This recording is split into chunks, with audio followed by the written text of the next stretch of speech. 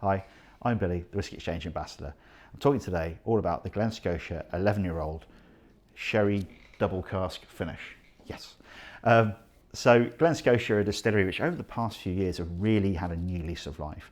Had some new owners come in a little way back and they've been putting a load of investment into the distillery to showcase what they can really do after a few years of being a little bit quiet. And this is their latest release along those lines, really digging into the stocks of whiskey they've got there.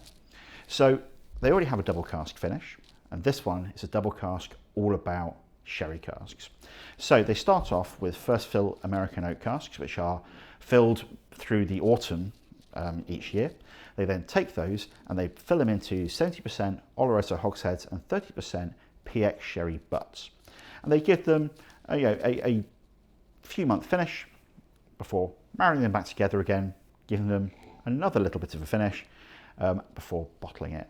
And what you're going to get from that is Glen Scotia spirit developing in those bourbon casks to sort of really just develop the distillery character itself before you add this layer of Oloroso and PX sherry, giving very different styles of sherry cask maturation to the whiskey. And on the nose, you have that Glen Scotia, a hint of brininess, a little bit of seasidey sort of air to it, a touch of sort of engine oily stuff hiding in the background, not as much as you get in some of their other whiskies, but it's still all there, this very sort of Glen Scotia-y thing that goes on there. It's quite sweet. A lot of their whiskies are quite sweet these days, and it's definitely got some of that vanilla-y character coming through, but then big rich fruitiness behind. On the palate especially, those sherry casks are really working their magic.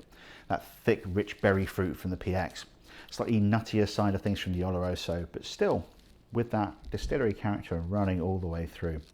Something a little bit oily in there, a little hint of brininess. It's a really good all-rounder, bringing together, as I say, that darker side, that lighter side, but through the whole of it, it's still very much Glen Scotia.